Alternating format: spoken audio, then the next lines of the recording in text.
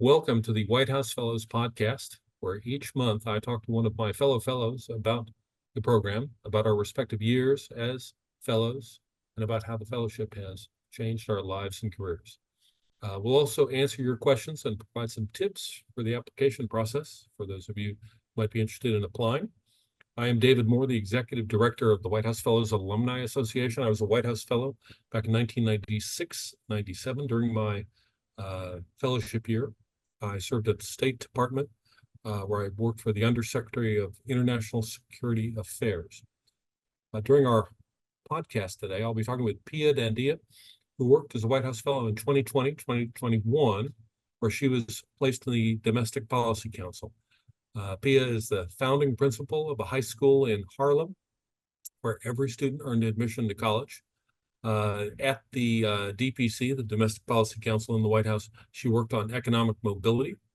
And since her fellowship year, she has joined Apple, and she is now leading large-scale public sector and policy initiatives with Apple, particularly in the education, healthcare, and government space. And she represents Apple across the Southeast. And most importantly of all, she is the proud mother of an 18-month-old young Sahib. So, Pia, it is wonderful to have you join us today. And thank you so much for being part of our podcast.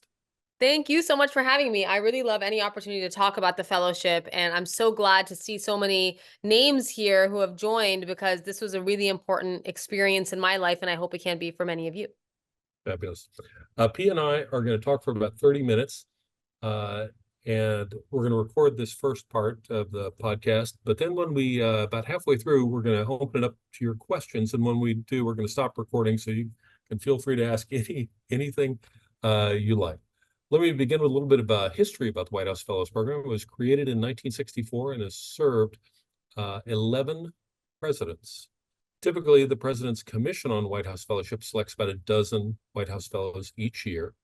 A total of 879 people have been selected as White House Fellows thus far, with a 59-year history of the program, and we have 99 currently living. It is a nonpartisan program, and in Washington, D.C., that may seem like a bit of an oxymoron because it is such a political town, but it is, I think the White House Fellowship is probably one of the very few staunchly nonpartisan elements of government. Many people who are Democrats serve in Republican administrations, and many who are Republicans serve in Democratic administrations.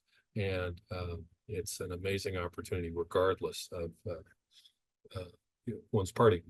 Applicants come from across the country and across any possible range of backgrounds. There's no it's not just for, doctors or lawyers or bankers or military people. It's for anyone. The only requirements in order to apply are that you have completed your undergraduate degree and that you be an American citizen.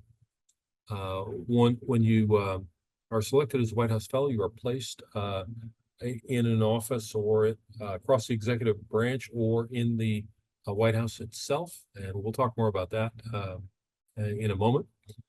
The last thing I want to mention is that on our website, we have a number of frequently asked questions. So when we get to the Q&A portion of the podcast, I will sort of point those out so you can see where they are.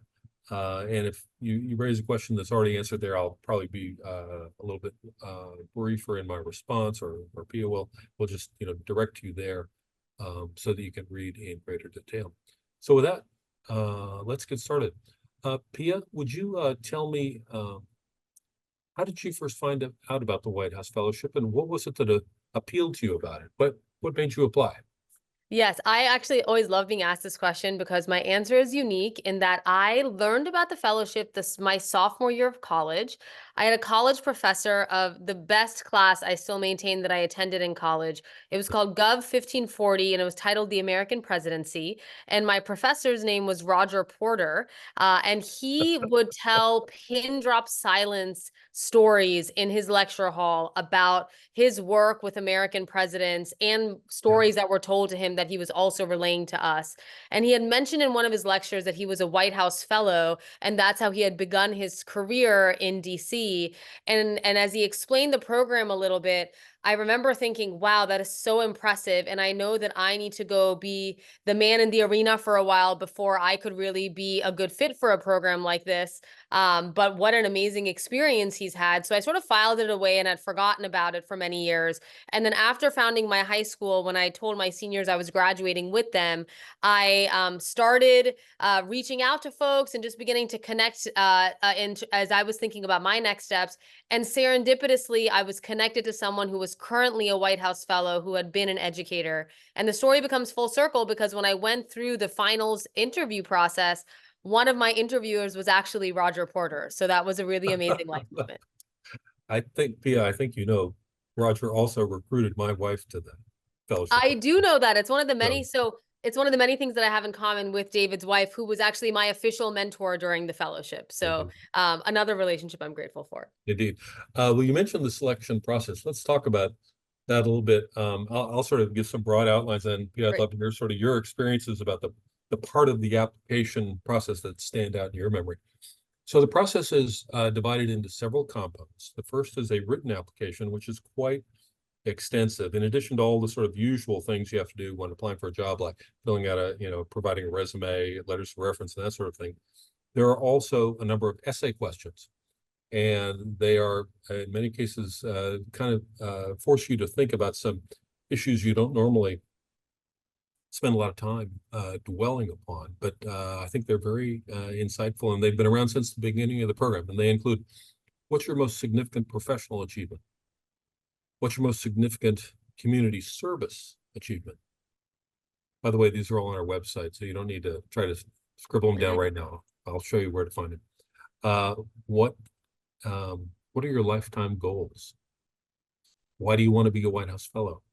And the most challenging of the essays is write a 500-word policy recommendation to the president.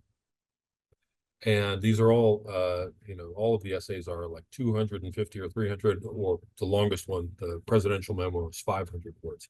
So it forces you to articulate a policy position and a recommendation very succinctly. You got to get right to the point, and show and make the argument of why you're doing this. So this written application process opens up in November of each year. But on our website, as I mentioned, you can see the application. You don't have to wait until November to see all the stuff that's on it. And then the applications are due in January, and they are submitted online. The applications are then read and scored, and about 108 people are selected then for a round of regional interviews, day and a half of interviews. And those take place usually in March, April timeframe. And then from those 108, they select 30 national finalists. They go forward for a 3-day interview in June. And from those finalists, about roughly 15 are selected each year. And then they come back in the summertime. As a matter of fact, last week we just finished this placement week interviews across the executive branch for the class that has just been selected. So they came back and interviewed in different departments and agencies and in the White House, and then those matches will be made in the coming days, and then they will begin their fellowship year right after Labor Day. So with that, Pia, would you share with us some of the things that stand out from your personal experience about the application process, things that were unusual, challenging, insightful, interesting? What resonates with you? Absolutely. Yeah, so I went through the application process fully remotely because we were during a pandemic year. Yep. And what really stuck out to me about the process is that up until this point, I had been really intensely living in the world of education and education reform. And I was so in the weeds of that. And that I was really intrigued by the idea of applying to a program like the White House Fellows Program that would kind of explode me out of my own bubble that I was living in, especially in New York with the education work that I was doing.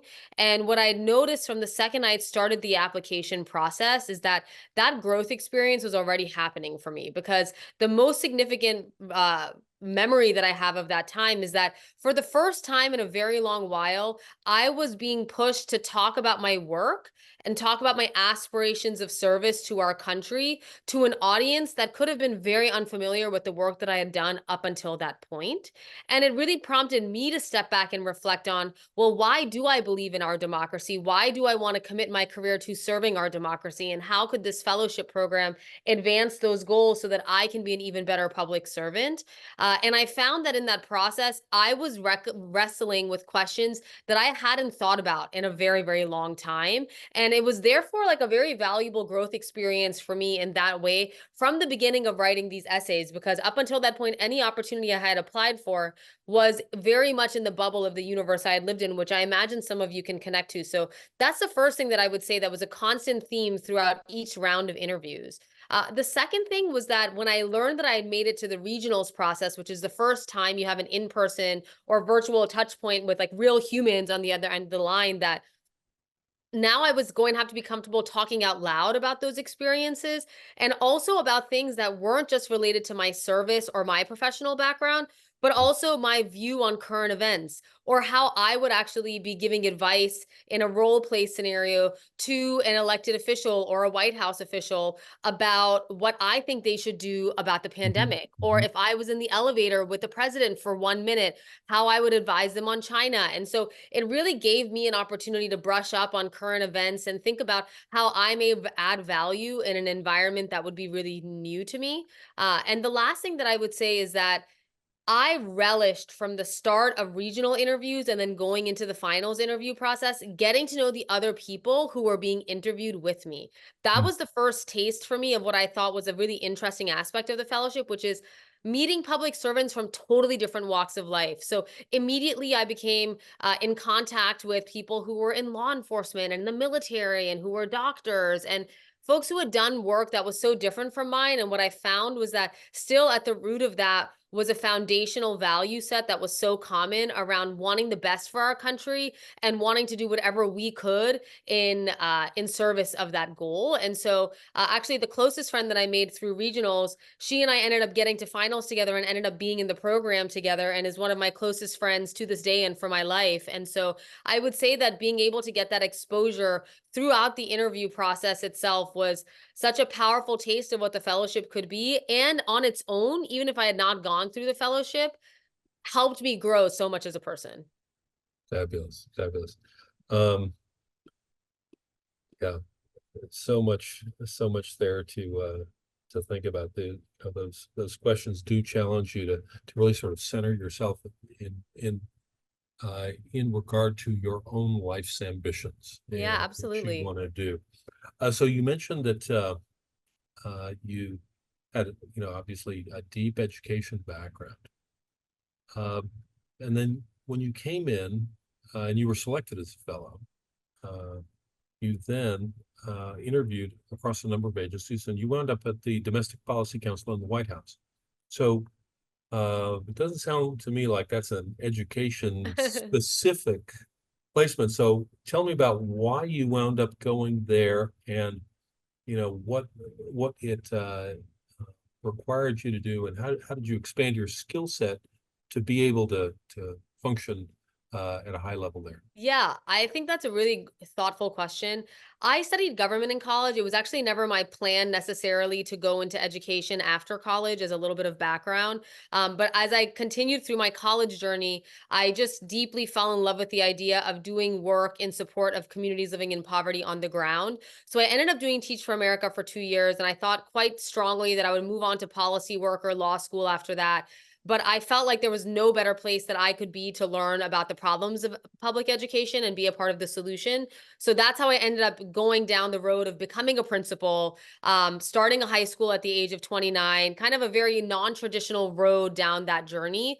And I share that because I'd always had a sense from the start that I was kind of an outsider in this space. I wasn't trained to go into this space, but because of my deep commitment to what I thought this work could do for communities, I was willing to roll up my sleeves, learn about something new, and figure out how to be effective. And I found that that mindset worked really well when I went through the fellowship placement interview process, in having the confidence to say, well, I've done something that was very different than what I was trained to do, and this could just be another version of that. And the second thing I would say is that even if that has not been your experience where you felt like you were an outsider in your work world, that I found that that was a common experience all of us had had as fellows, that we had learned some basic principles and values in the service work we had done up Mhm. until this point.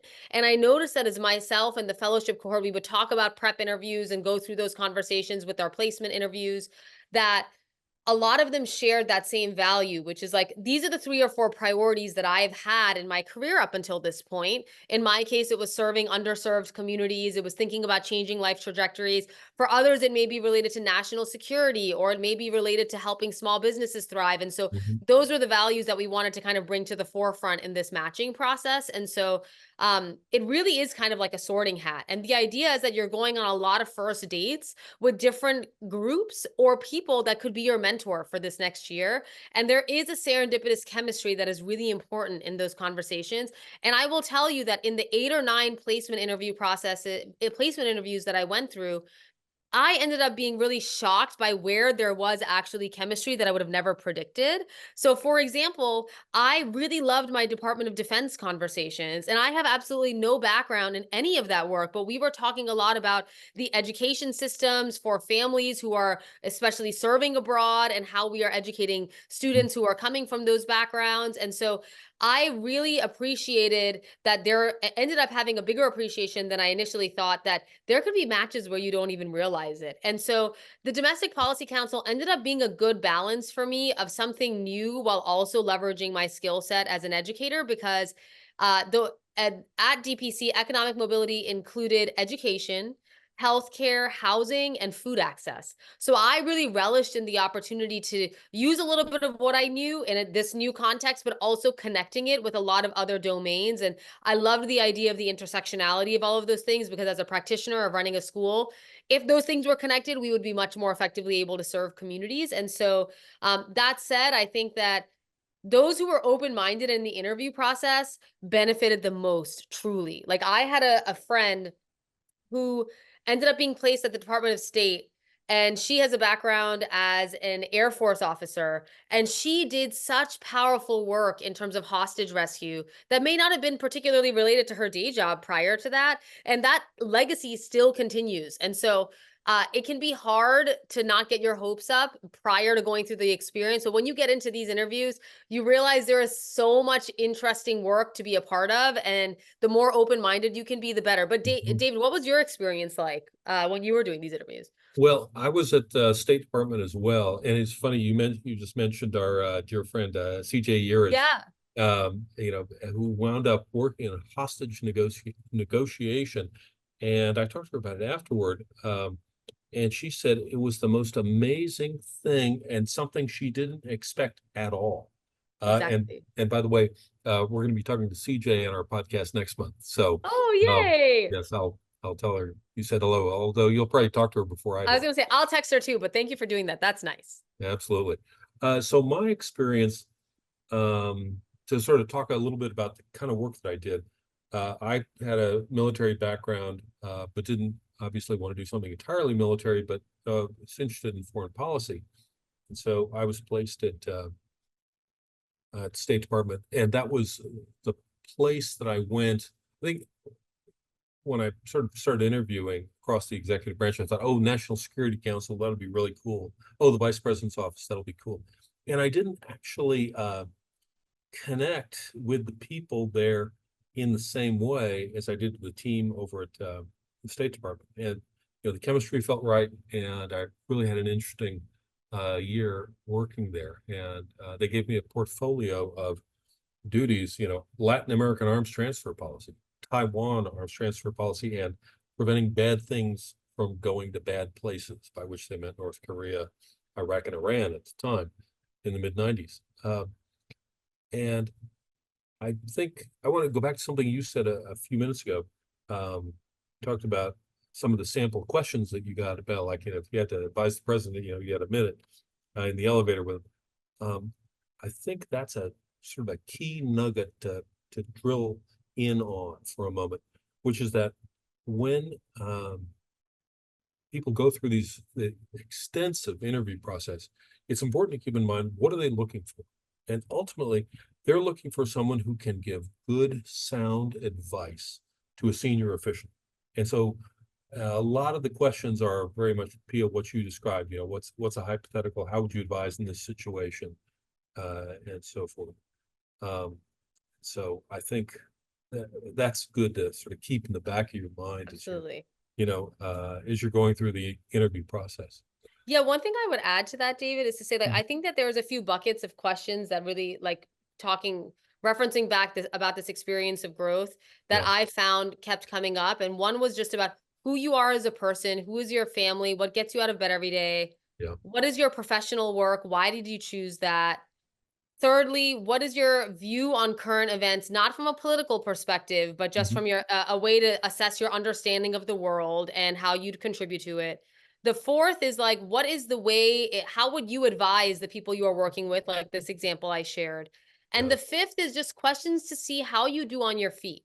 And that yeah, is really yeah. important because if you are selected to be a White House fellow, you may have moments that you would have never envisioned having before, like accidentally walking by the vice president on your way to go out and get lunch, which happened to me. And they want to make sure that the people that they select in this program are calm, cool, and collected on their feet. Because those are the people who will be able to take the most out of experiences and also represent the program the best. So those are the buckets that I would say Mhm. were where I received the most questions. Yeah, indeed. Um, and I think it's important to note that you were placed at DPC, I was placed at the State Department. And I would say during the fellowship year, 80% of my time uh, I spent at my work placement, but then the other 20% was involved in the White House Fellows Education Program. We got together twice a week, usually on Tuesdays and Thursdays, with speakers from across Washington, Supreme Court justices, former presidents, members of Congress, academics, and many others. And it was an opportunity to sit down with them and break bread and then talk about the issues they were wrestling with and have an off-the-record conversation, really understand their perspectives as senior leaders. Um, a couple of the amazing speakers I remember from my year were Justice Antonin Scalia, uh, Justice Sandra Day O'Connor, uh, former President Bush, George H.W. Bush, Bush 41, um, and perhaps the most significant of all, Archbishop Desmond Tutu. So, who were some of the folks during your year in the education program that stood out to you as just particularly engaging or interesting people you met with? Yeah, I will be happy to share that list. And before I do, I will say that this was one of the richest parts of the fellowship program for me because one of my enduring takeaways from being a White House fellow is that there is no Superman and that there are no chosen ones. And the people that you get the gift of spending time with, like we did in this speaker series, especially in this off the record environment, made you realize that the people you see on the news, you sometimes think that they must be breathing more rarefied air than you are.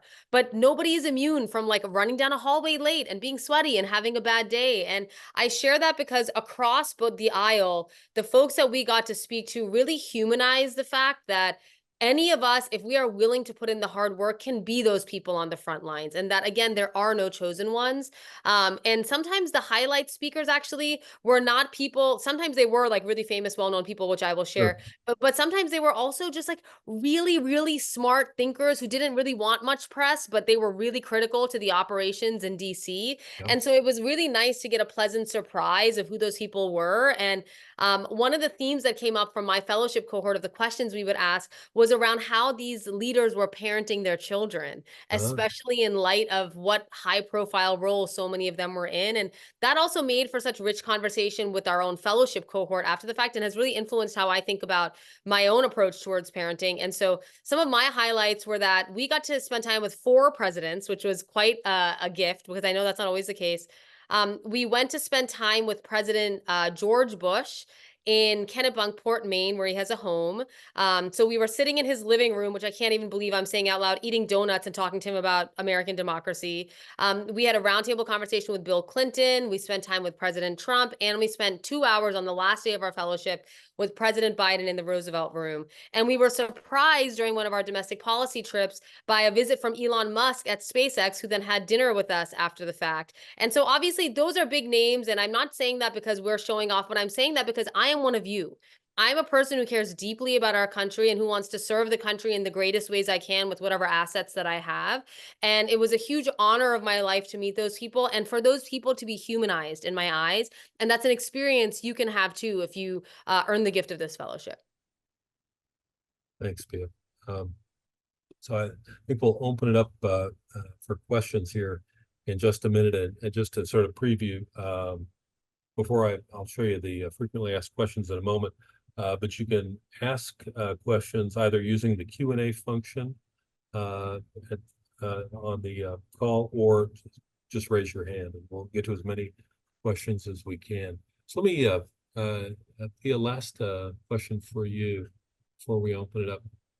What advice would you give to someone who's thinking about applying for the fellowship? Well, one, I think the sort of the threshold question of should they apply?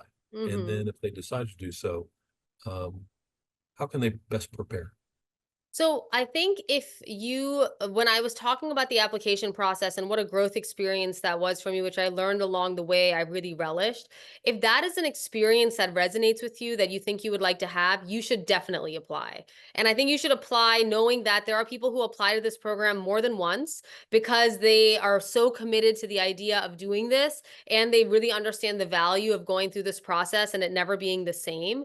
So that's one thing I would say as advice, that if any of what I explained of that process appeals to you, please absolutely go for it. The second thing that I would say is a huge emphasis of this fellowship, which I hadn't had a chance to mention yet, is the fellowship amongst the White House fellows. And the idea of being in a cohort, in my year, it was 14 people, so 13 other people with me. The idea that you are going to spend your year, and this is a year that will explode your world, you are going to be close up experiencing the world news up front and center. I was there for January 6th. I was there when we deployed Afghanistan. I was there during the pandemic. I was there during the transition.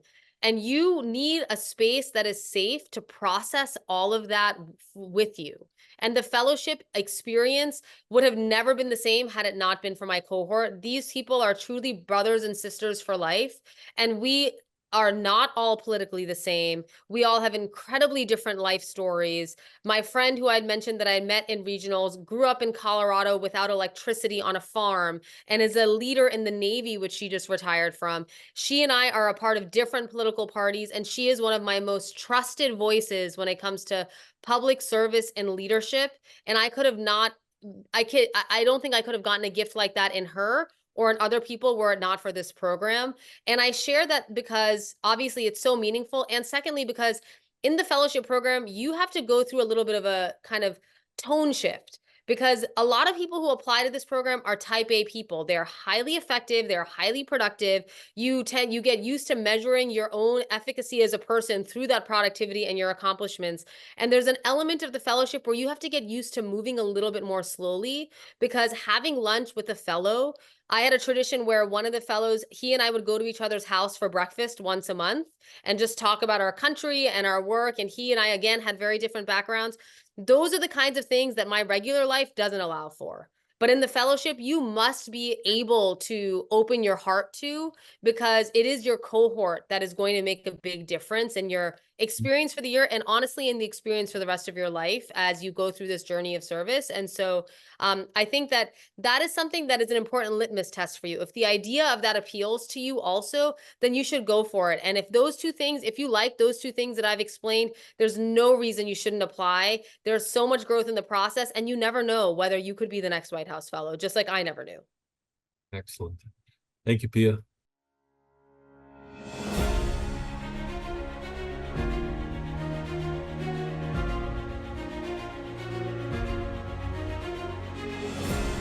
What we're trying to do is to find here in this country, yes, here in the White House fellow, a combination of an idealist with vision and a pragmatist with judgment.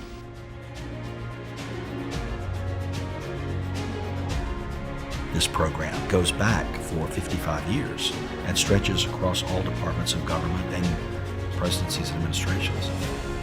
And it's an incredible program, and I hope everyone listening will encourage others to apply, to learn more about this. It's something that everyone should know about, even though they may not be a fellow themselves. It's a rich part of the White House tradition, and we're very grateful to President Johnson and those around him for establishing this program.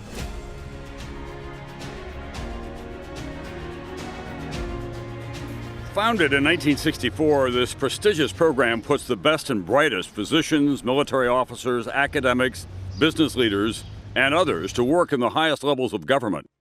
With direct access to the White House, cabinet secretaries, and world leaders. Many of its alumni have gone on to greater achievement. Colin Powell, historian Doris Kearns Goodwin, Senator Sam Brownback, Paul Gigot of the Wall Street Journal, to name just a few.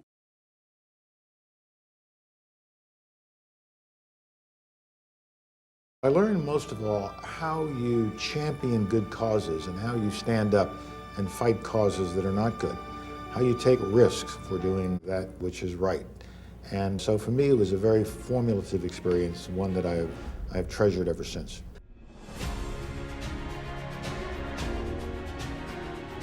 Year after year, I've enjoyed working with the White House Fellows. Each and every one brings a variety of talents and energy into the government, and in many ways represents my best hopes for our future. What kind of person do I think should apply for the program? I think would be someone who is committed to servant leadership, just as John Gardner would have said, someone who is ready to give back. My assignment at the White House Fellowship, I was at the Department of State under then Secretary of State Colin Powell. Not a bad place to be. Not too shabby. Someone up there was looking out for me. General Powell was incredibly generous with his time and his words. To see the commitment to our country was not only inspiring, but I think it also taught me the lesson that public service is a way of life. We expect a lot out of you.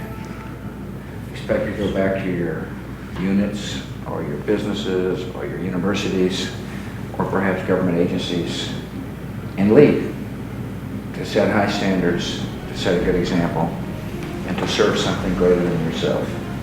That's what the Fellows Program is all about. I had this amazing fellowship year. I worked for the First Lady, Hillary Clinton at the time. I think what was interesting is in the beginning of the fellowship, you're sort of trying to find your way and you do everything. And then all of a sudden, by the midpoint of the year, someone comes up to you one day and says, "We have a speech for the First Lady tomorrow. Do you want to write it?" It's just these sudden baptisms throughout the year that are wonderful. You feel like you're absolutely not prepared.